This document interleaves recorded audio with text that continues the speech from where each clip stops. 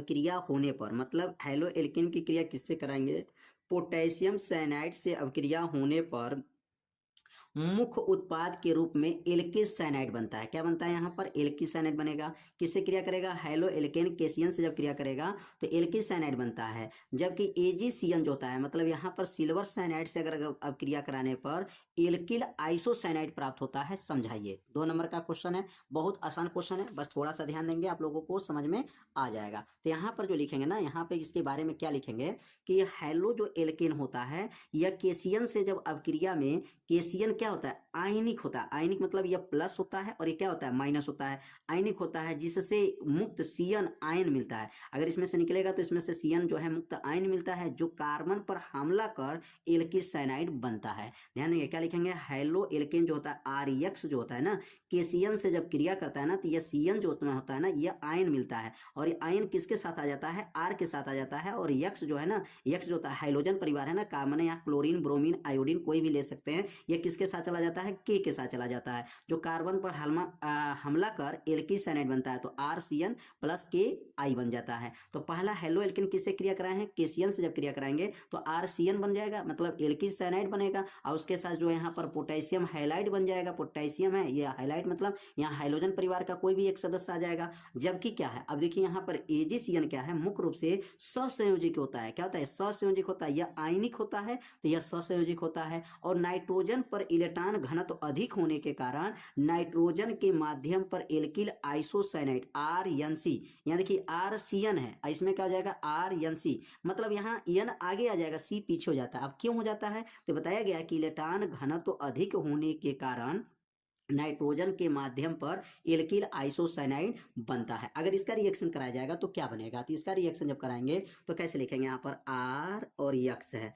और किसके साथ क्रिया कराएंगे, एजीसीएन के साथ जब क्रिया कराएंगे ना तो क्या बनेगा, तो देखिए आर तो एल्किल रहेगा, एल्किल तो बनेगा, एल्किल रहेगा, लेकिन यहाँ पर एन नाइट्रोजन आगे आ जाएगा और कार्बन पीछे हो जाएगा। क्यों, क्योंकि यहाँ पर इलेक्ट्रॉन घनत्व तो अधिक हो जाता है। किसका, यहाँ पर नाइट्रोजन का जो इलेक्ट्रॉन घनत्व जो है ना आगे अधिक होता है तो एन आगे आ जाएगा और सी पीछे हो जाएगा। इसी को आइसोसाइनाइड बोला जाता है। क्या बोलते हैं, आइसोसाइनाइड हो जाता है। और एजी के साथ कौन, तो एजी के साथ जो है यहाँ पर जो है प्लस यहाँ पर एजी और यहाँ पर जो बनेगा एक्स बन जाएगा, मतलब सिल्वर जो है यहाँ सिल्वर हाइलाइट बन जाएगा। सिल्वर जो है हाइड्रोजन परिवार का कोई भी एक सदस्य बन जाएगा। तो यहाँ पर समझ में आ गया होगा, मतलब यहाँ पर एक बार केशियन से जब क्रिया कराते हैं, ध्यान दीजिए केशियन से जब क्रिया कराएंगे तो सीएन यहाँ बनेगा, ठीक ना, सीएन इसमें भी है, सीएन इसमें भी है, लेकिन यहाँ एन आगे आ जाएगा, सी पीछे हो जाएगा। बस ये ध्यान देना, इसमें सिल्वर जो साइनाइड होता है ना मुख्य रूप से सहसंयोजक होता है और केशियन जो होता है ना आयनिक होता है, इसमें आयन मिलता है।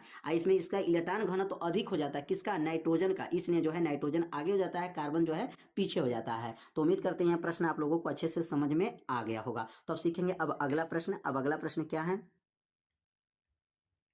तो अब अगला जो प्रश्न दिया गया है, मोलल उन्नयन स्थिरांक को परिभाषित कीजिए। मोलल उन्नयन स्थिरांक किसे कहते हैं, यहाँ परिभाषा देना है।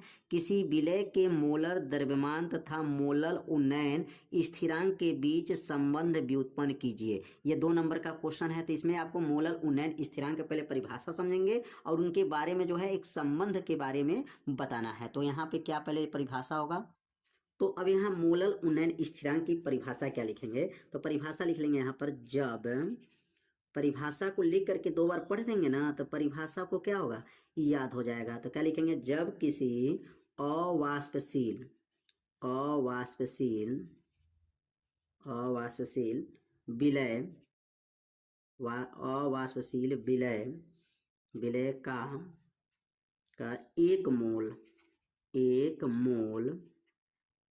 मोल जो है 1000 ग्राम, 1000 ग्राम कह सकते हैं या 1 केजी बोल सकते हैं, 1000 ग्राम विलायक में घोला गया है, विलायक में घोला जाता है तो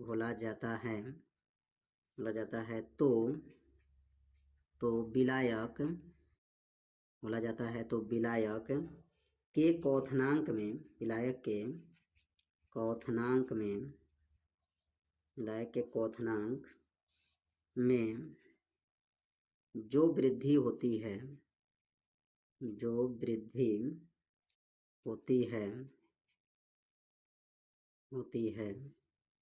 उसे मोलल, क्या कहते हैं, मोलल उन्नयन स्थिरांक कहते हैं, मोलल उन्नयन स्थिरांक कहते हैं, स्थिरांक कहते हैं। कितना आसान परिभाषा है, बस 2 बार परिभाषा पढ़ेंगे ना तो आपको परिभाषा याद हो। जब किसी अवाष्पशील विलय का 1 मोल 1000 विलायक में क्या हो, घोला जाता है, तो विलायक के क्वथनांक में जो वृद्धि होती है उसे मोलल उन्नयन स्थिरांक कहते हैं। इसे किससे प्रदर्शित करते हैं, तो यहाँ लिखेंगे इसे Kb से प्रदर्शित करते हैं, इसे Kb से प्रदर्शित करते हैं, प्रदर्शित करते हैं। कितना आसान है, बस थोड़ा सा ध्यान देंगे ना तो आपको जो है परिभाषा याद हो जाएगा। इस परिभाषा को जो है ना 2 बार आप लोग पढ़ देंगे ना तो परिभाषा को क्या होगा, याद हो जाएगा। तो बस इसमें याद रखेंगे अवाष्पशील विलय का 1 मोल 1000 विलायक में क्या होता है, घोला जाता है। अब यहाँ पर जो है विलय के मोलर द्रव्यमान जो है ना, विलय के मोलर जो द्रव्यमान मोलल उन्नयन स्थिरांक के बीच में क्या संबंध है, तो यहाँ पर अगर संबंध की बात करेंगे तो यहाँ पर एक सूत्र बनेगा, यम बराबर होता है, यम बराबर क्या होता है, 1000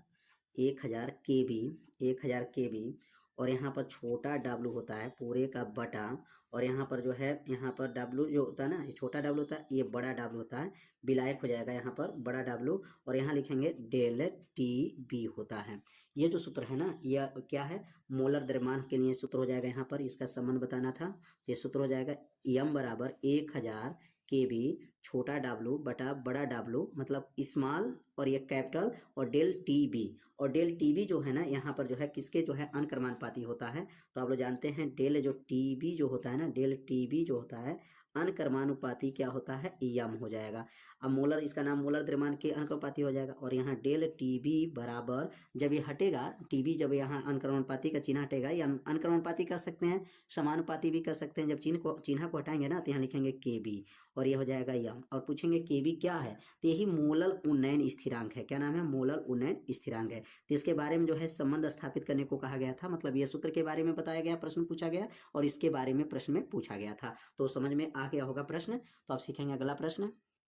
अगला जो प्रश्न है, फिनाल की जो है आपको टिप्पणी देना है फिनाल पर, तो लिखेंगे यहाँ पर फिनाल के अम्लीय प्रकृति। अब फिनाल के अम्लीय प्रकृति के बारे में यहाँ पर आपको बताना है, तो कैसे बताएंगे, तो यहाँ पे जो फिनॉल होता है ना, यह जो यहाँ फिनॉल का सूत्र आप लोग जानते हैं कि बेंजीन रिंग पर OH समूह जब जुड़ता है ना तो वो फिनॉल कहलाता है। तो लिखेंगे यहाँ पर फिनॉल की प्रकृति, फिनॉल अम्लीय प्रकृति का होता है। कैसा होता है, ये फिनॉल का प्रकृति कैसा होता है, फिनॉल अम्लीय प्रकृति का होता है, क्योंकि यह प्रोटॉन H+ को त्याग कर स्थिर phenoxide ion carbon 6 hydrogen 5 O के ऊपर माइनस बनाता है, जो बेंजीन वलय में अनुनाद के कारण बहुत अधिक क्या हो जाता है, अस्थायी होता है। तो ध्यान देंगे फिनॉल जो होते हैं ना अम्लीय प्रकृति के होते हैं, यह हाइड्रोजन प्लस को क्या करते हैं, त्याग कर फिनाक्साइड जो है आयन बना लेते हैं, और ये बेंजीन आयन में अनुनाद के कारण बहुत ये क्या होते हैं, अस्थायी होते हैं, अस्थायी होते हैं। तो लिखेंगे यहाँ पर यह अनुनाद जो है ना, यह अनुनाद जो है, यह अनुनाद जो है ऋणात्मक आवेश, ऋणात्मक जो है आवेश, ऋणात्मक आवेश को पूरे जो है पूरे वलय पर फैला देता है,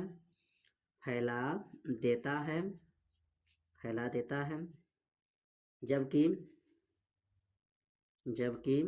एल्कोहल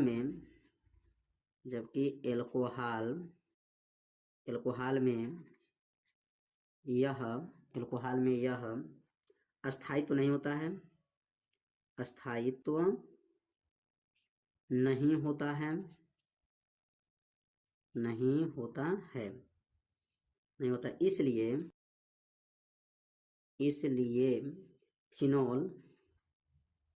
इसलिए फिनॉल एल्कोहल में